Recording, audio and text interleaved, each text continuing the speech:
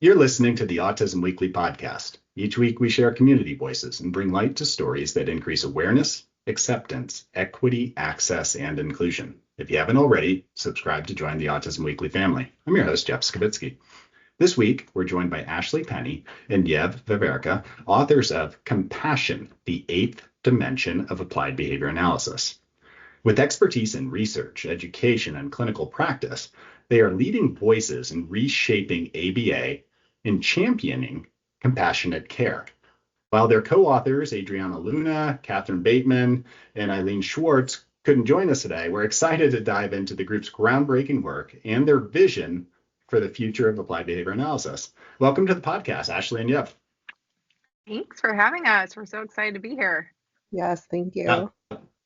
It's absolutely my pleasure. And this is a topic I love to talk about. I think that this has been more of a concept for the last 15, 20 years that, everybody would say, well, I love the idea of compassion. It's good to be understanding. It's good to take others' perspectives. It's good to show empathy.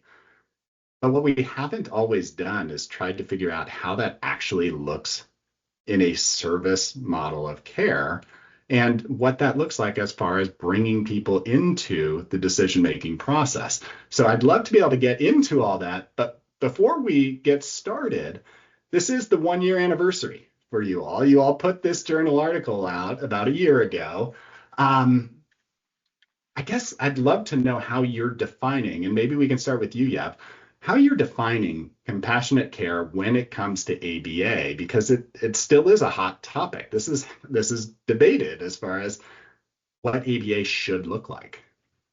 Sure, yeah. So it's wild to think that it's already been a year since we published that, and then probably 3 years since we first conceptualized it. I don't think our definition necessarily has changed from the paper. So in our paper, we talked about some guiding principles that we built on the work of our colleagues. I'm going to try to list them all: beneficence, inclusion, professional excellence, self-determination, and social justice.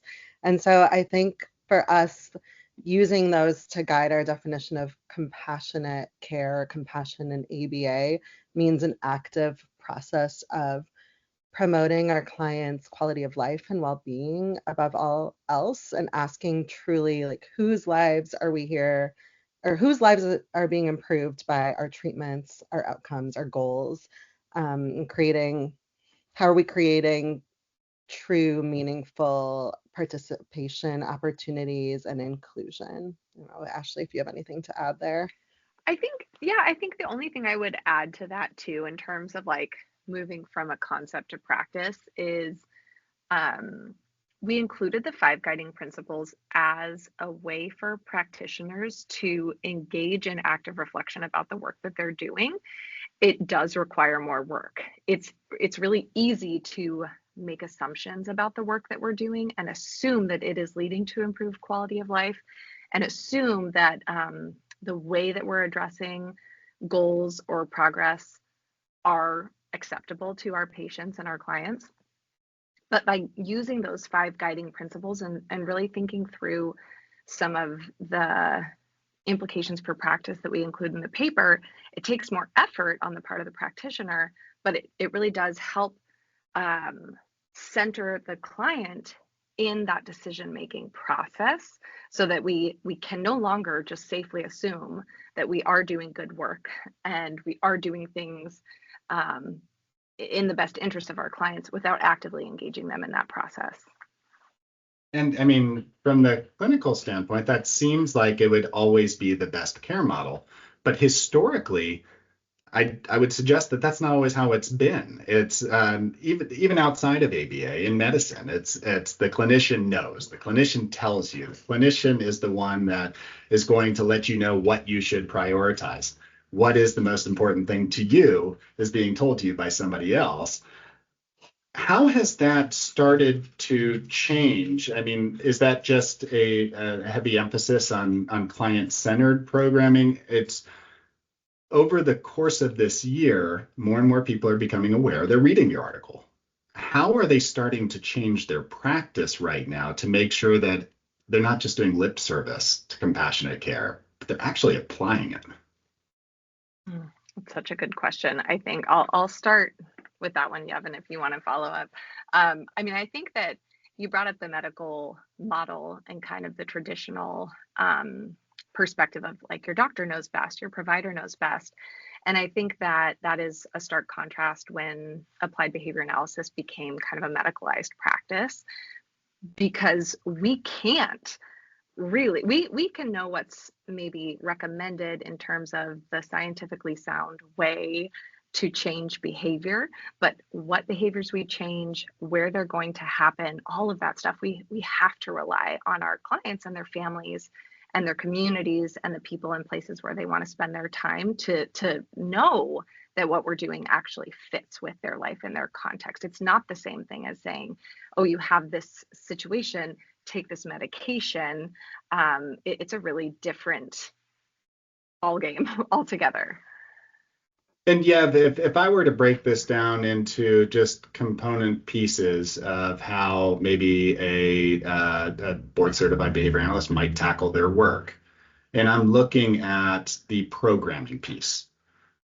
When I'm talking about programming, are we talking about everything from goal selection to the language that we're utilizing in our program as being more affirming towards the individual who's receiving care, to what techniques and how much transparency we have with our client as far as this is exactly what you should expect. This is exactly how we're going to go about it. You have a voice to be able to withdraw at any time.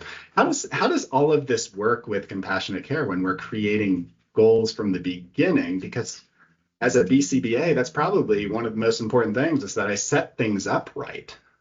Sure. Yeah. So to answer your first question, yes, it's all of the things, the goals, the outcomes, the procedures we're using.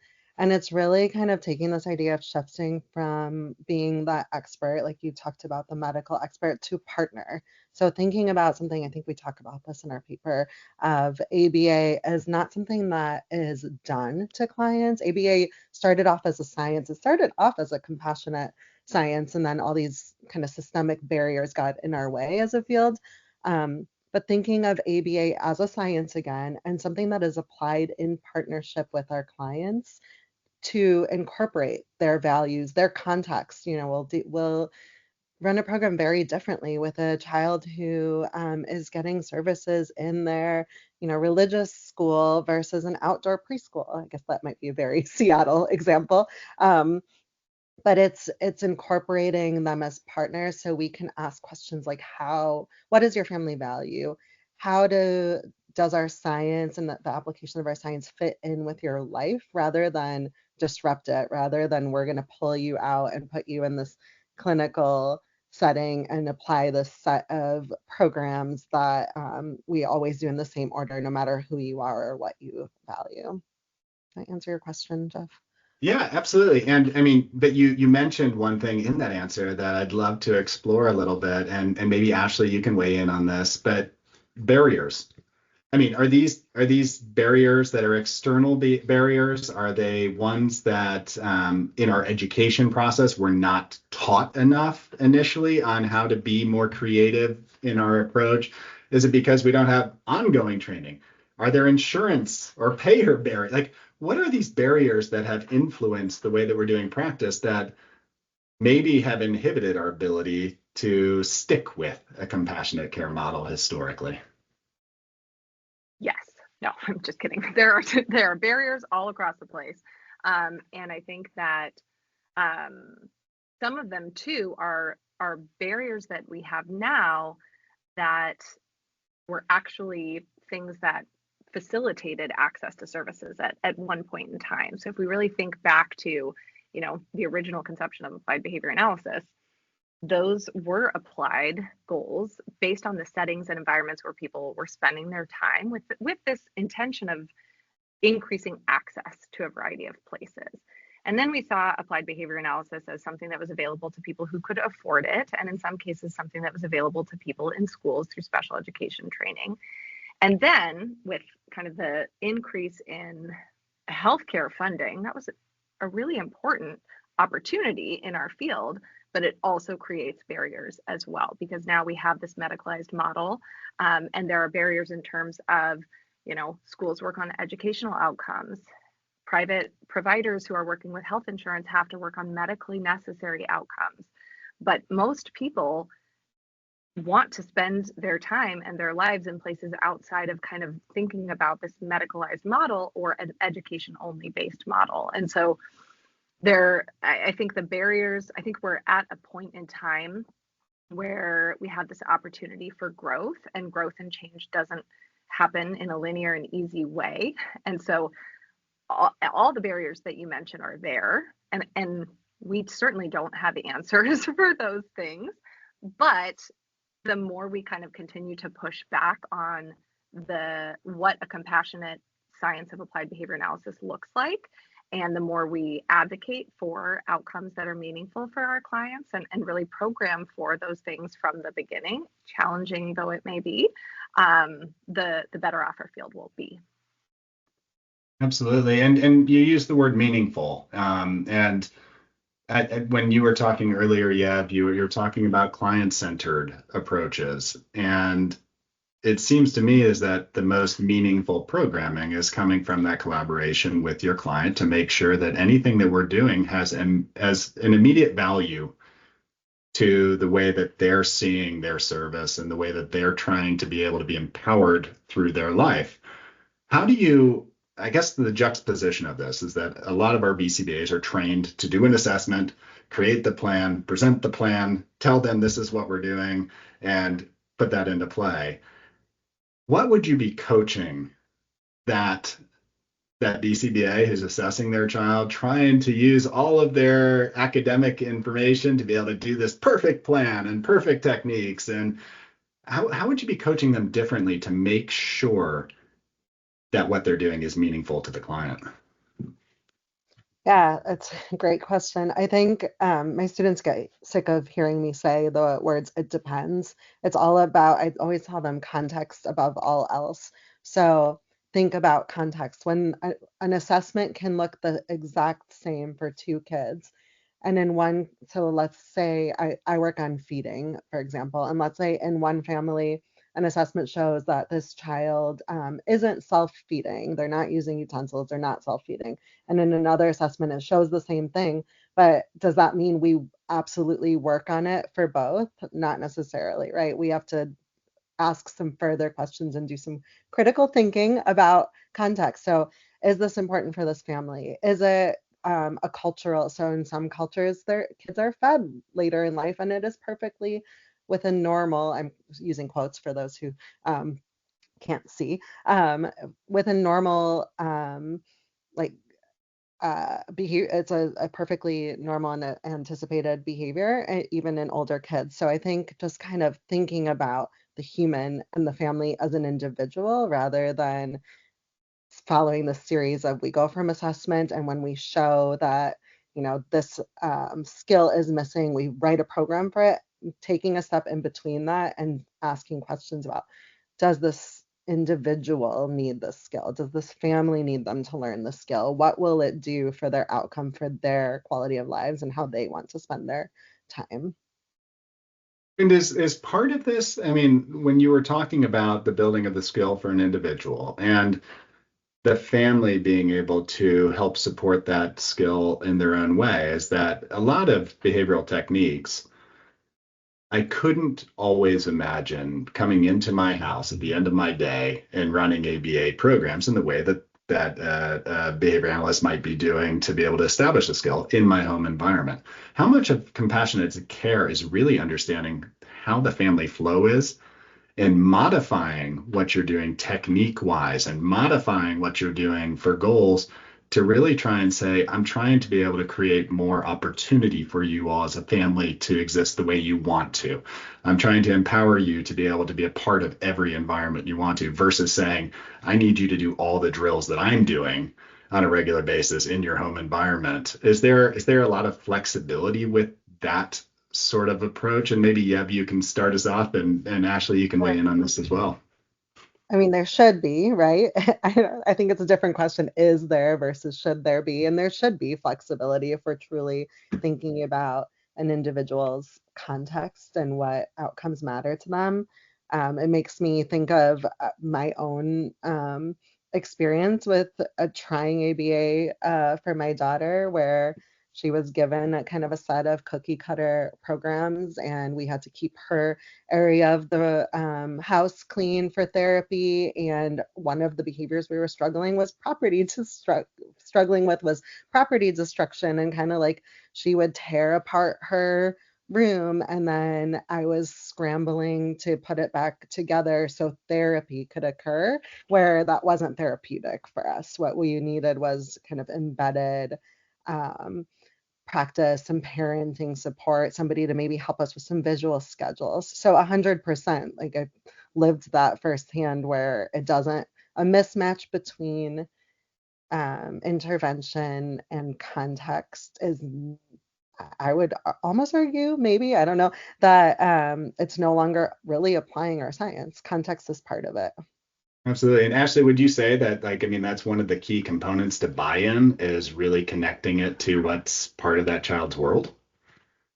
I do think so, absolutely. And I think, I want to kind of revisit Yev's example for a minute too, and call out the fact that you were a BCBA at that time and in a ABA doctoral program. And like you mentioned kind of this example of, I can't imagine doing what I do and then coming home and having to run ABA sessions. And I think that's a really important point. Like Yev had the skill set to do that. And at the end of the day, her role was mom. You have to be mom for your child. And so when we think about, I always struggle a little bit with the term buy-in, because to me, that means that that I, as a behavior analyst, am selling you something that you may or may not need or want. And so my preference when I think about working with families is, how do we come into alignment with each other? And one of the things that I think that really requires, which is another barrier or challenge for our field that we have to kind of push through and address, is higher level clinical skill set. And I think that what that might mean for a lot of our newer behavior analysts is mentorship when you're in that role as a BCBA. So you're a new BCBA, you've completed your coursework, you've completed the task list, you passed your test, and you're still brand new to this field. You have kind of that entry level competency. And so having someone to mentor you on the job and making sure that we really build that infrastructure for people so that they can engage in that higher level clinical thinking and problem solving, to be flexible with families and really meet them where they are, is an absolutely necessary kind of bottom line thing that we should be doing across the board. Absolutely. And I mean, and one of the things that just immediately comes to mind as we're talking through a lot of these issues is that autism in general, we're treating a lot of social understanding, social perspectives, being able to kind of process, the world outside of us in a way that we understand why others might be responding in different ways. We're not always trying to change or move the position of somebody who's autistic and tell them that their perception is wrong, but we're trying to build that understanding of the social environment around them. One of the components that I feel like oftentimes can be improved upon is our own evaluation of what that social environment is. You talk about cookie cutter for programs. Oftentimes is that we default to a cookie cutter social environment that's in this kind of figment of our imagination of, this is how social settings should always be.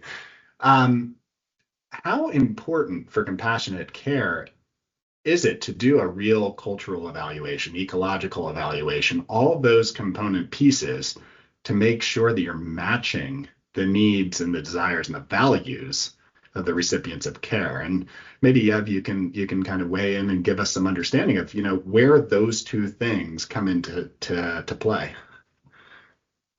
I think it comes into play when we do talk about, like, I think it just naturally falls into play when we talk about centering the family and making sure that we are aligning with what they are needing us to do. So we have to be willing to learn from our clients and families, and to kind of challenge what our views. I mean, this is something I've worked with as a practitioner, I worked on as a practitioner. There's things that I thought that were gold standard for a specific subset of people. So like white middle class. Um, and so now we're challenged to just kind of ask ourselves, how does this fit within the specific family's culture? And if we're learning from our families and thinking about ourselves as partners, we can truly learn, how does this fit in? How can we adjust our science for a specific family? Would I be wrong, Ashley, in suggesting that if I didn't really evaluate the cultural environment and the social environment that that child actually belongs in, is that I could actually be teaching wrong responses or responses that are going to have no value to them or not going to I be reciprocated? I don't think that's wrong at all. I mean, I think that's really one of the most important implications and kind of turning points where we are in our field right now is I think we need to move away from this assumption that anything we might decide to work on is and I'm oversimplifying, but anything we might decide to work on is of value and really assume instead that we have just as much to learn from our clients and their families and their communities, whoever that might be, about how to decide what matters the most to them. I mean, I think that as Yev mentioned, we have a variety of different curriculum-based assessments that we can choose from when it comes time to decide on goals, and they're very much aligned. They're very much aligned with white, upper middle class, highly educated, typical families. So, if we're asking questions like, "Who sits around your dinner table?"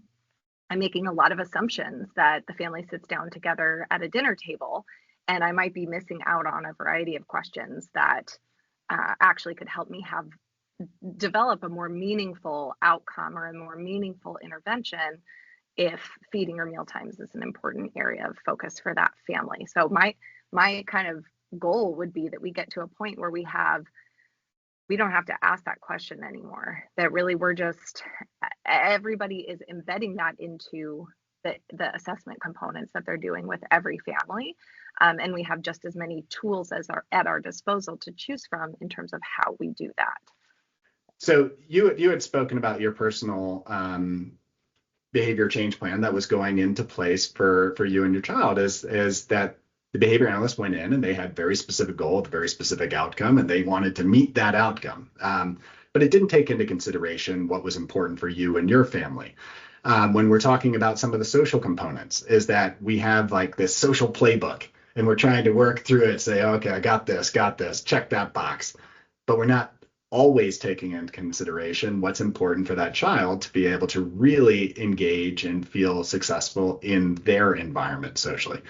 Is there a different way we should be looking at outcomes that's a little bit more holistic, that's aligned with compassionate care? I think it's when possible asking our clients, or if not possible to ask our clients and asking their families. Um, and I would say this for me too. If somebody came in and told me, here's what success looks like for you today, I would be like, who are you to tell me what success looks like for me, right? And I think we do that for um, our kids who don't have a diagnosed disability. We let them kind of have that autonomy in deciding what success and what joy and what all these outcomes look like for them. They tell us, like my kid that doesn't have a disability says, can you sign me up for Pokemon after school? And I don't say, well, will it lead to these outcomes of like increased social interactions and so on? I say, yeah, it sounds like you really want to do that and that sounds fun. Yes, I will sign you up. And so I think we need to be listening to or observing for when we can't listen to kind of verbal information, observing what outcomes look like for our clients and for our family, and then matching to that rather than kind of deciding. If somebody had asked me, what outcome do you want to see with your daughter, I would have said nothing about her visual perception or matching skills. I would have spoken about our family kind of flow and peace and my parenting and behaviors that felt unsafe to her younger brothers, and we could have found a match there that wouldn't have caused me to kind of criticize our field and leave therapy.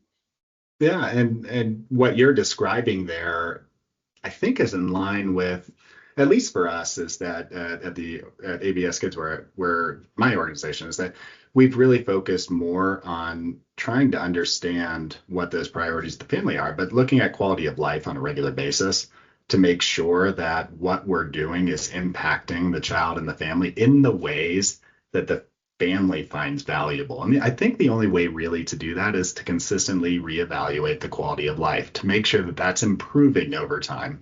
Because I think that would hit on, am I running into a lot of these medical concerns that I used to have because of behaviors? Am I dealing with additional stressors because I can't even get out into the community because I'm nervous all the time? Is my child, do they have sustained friendships, or are they starting to emerge to be able to kind of engage with some of their peers, meaning we have an outside world outside of our house?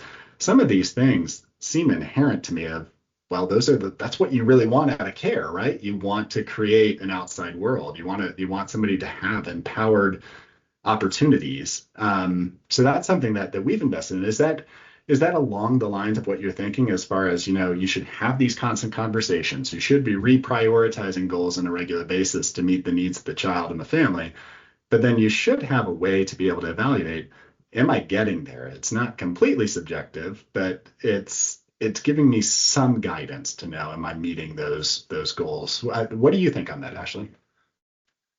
I love that. And I think that I think you're exactly right. And like the way that your organization's approaching that is fantastic. I think it also requires some, I don't know if flexibility is the right word, but um, maybe flexibility and more humility on the part of the practitioners as well. I think sometimes we tend to set up, we have this very rigid way of thinking about progress. And so we set up artificial ways of measuring progress, and we have parents collecting data, and that may be more than we actually, I'm going to just go out and say that is definitely more than we need to be asking them to do. As a parent of children not on the spectrum, I have enough on my plate. If I had to go collect data, like on top of everything else that I have to do at the end of every day, I can tell you right now, I wouldn't do it. And we can also think about our data and the way that we're measuring progress in different ways too. And I think one of those ways is if a parent says to us, hey, we were able to go to the grocery store. That's data right there. Like we can describe that in a way that shows progress. We don't have to say, okay, can you fill out this checklist on all the different steps and the different levels of support that you offered when you went to the grocery store? They're going to stop going to the grocery store. They're going to stop telling us what they've done when they went to the grocery store, or they're going to avoid it altogether because that's too much. I think the other thing that we can do is use common language too. I think that's a hugely isolating thing that we do in our field. And so two very simple things would be using language that people can understand, and making sure that we are able to also think flexibly about how we measure progress, and kind of how parents are reporting on those successes to us, and really not asking them to do too much, unless we really need to, or really thinking maybe rather than not thinking about it as asking them to do too much, coming together to solve those problems in a way that works with their family. So again, really thinking about that alignment process. What is something that's doable for you if you need to go to the grocery store? How can I help support you? And how can we break that down? And really coming up with what those steps look like together, as opposed to prescribing it for the family. Yeah, I appreciate the fact that you spoke about language there. One of the things that I find very important is not only are we normalizing our language so that everybody has the ability to be able to kind of understand exactly what's going on. We're not talking down to people. We're all on the same level. But I think that the other component to that is finding ways that we're using language that is affirming rather than debasing. Is like, I want somebody to feel good about the goal. I want somebody to feel good about the techniques we're using. I don't want them feeling as if they're wrong or that they're bad and that I'm fixing them. It's like, let's make sure that we're using language that gives somebody power through that process. I would imagine there's so many practitioners out there. I've seen it as everybody is wanting to get better at this. It's not that you have folks that are saying, I don't want to be compassionate. Everybody wants to. What are the first steps that folks can start taking to not just understand compassionate care, but to know some actionable steps to immerse it into their practice? And yeah, is there something that you'd be recommending right off the bat? Well, first, I want to step back a second and say that the first thing to do is to recognize that compassionate care isn't a different practice. It's not this packaged up, because I think then we get into, I think you mentioned it as like a buzzword or lip service. I think we get into kind of like checking boxes. Okay, I interviewed the family, check. I checked the context, and we check off the things, and then we're like, I did compassionate care. Compassionate care is defined by the outcomes.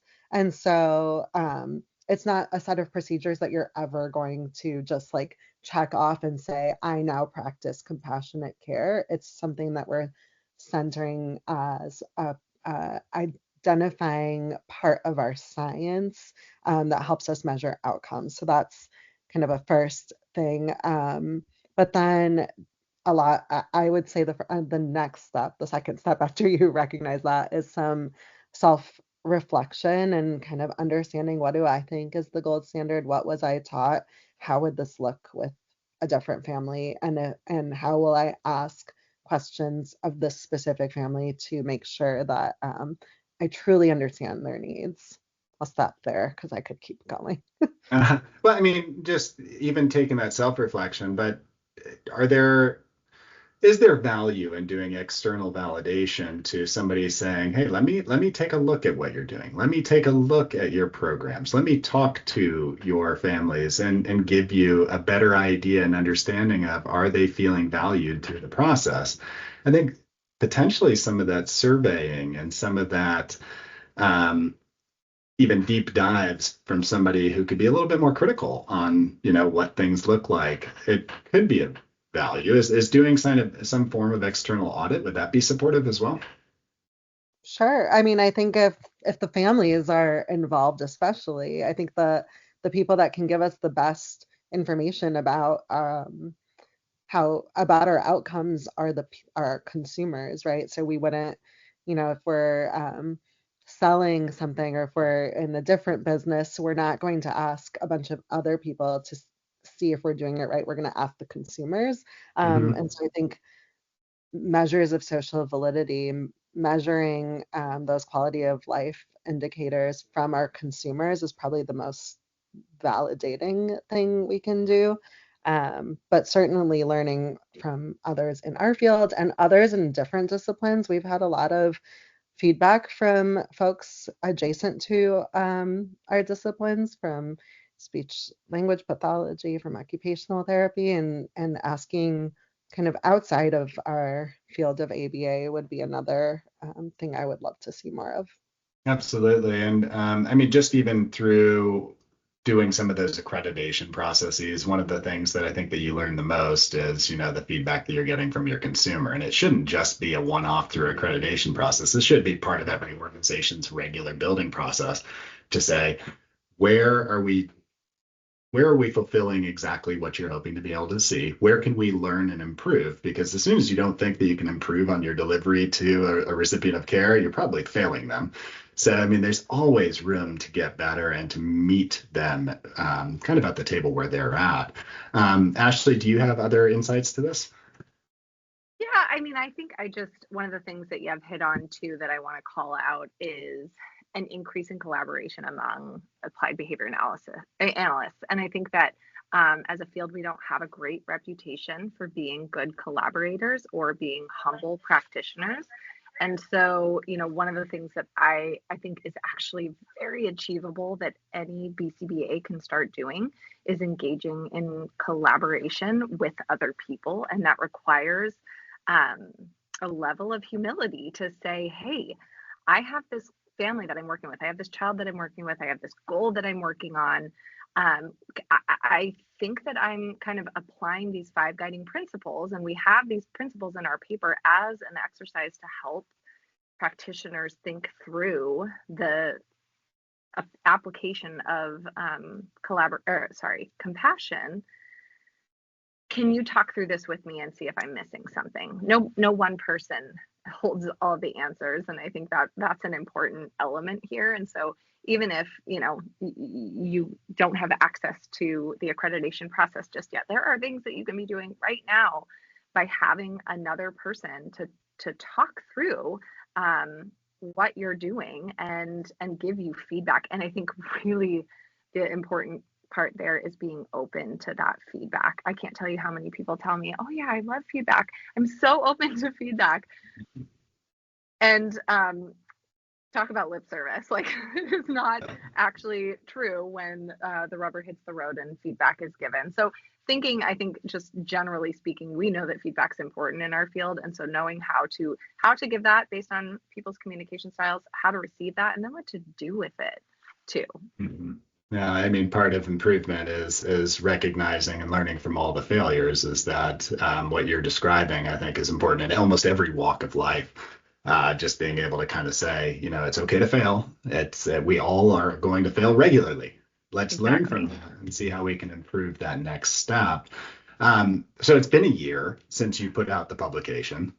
Awareness around some of these issues alone, I think, creates some change. It gets people talking. It gets people self-evaluating, like you were saying.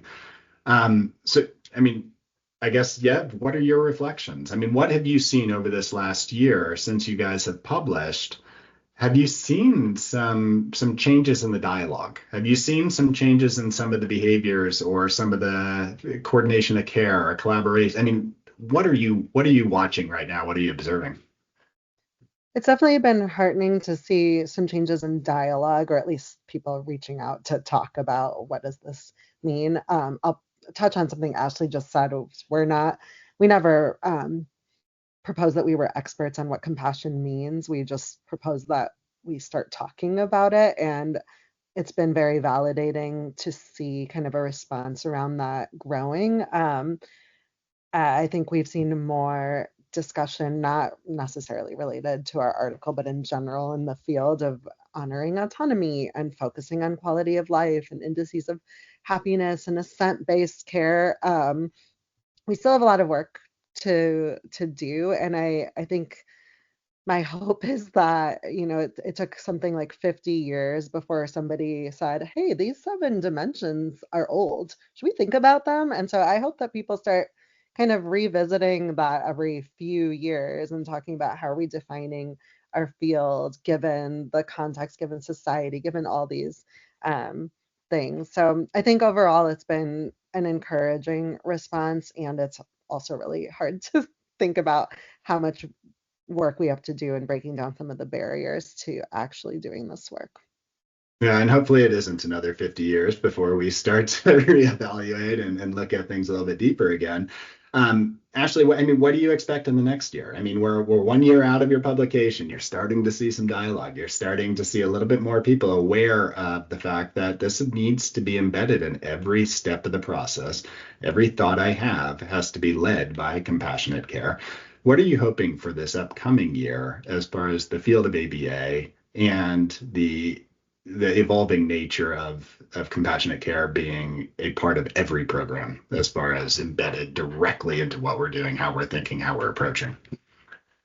That's a great question. I would say what I would hope to see is more conversation about, with an understanding that everything related to compassionate care, everything really related to our clients and our field in general, has to be viewed and understood with a sense of nuance. There is no person in this world lives in isolation. We're all in living within systems, school systems, family systems. And so it's complex. So to oversimplify and kind of expect anybody can be treated based on a checklist, I think that's something we need to kind of leave by the wayside. The particular addition, or I can't think of the word, that this was a special topic in behavior analysis in practice, was all about compassion. And the purpose of this special topic was to define compassion and to understand what all these people mean when we talk about compassion within applied behavior analysis. There are some great articles.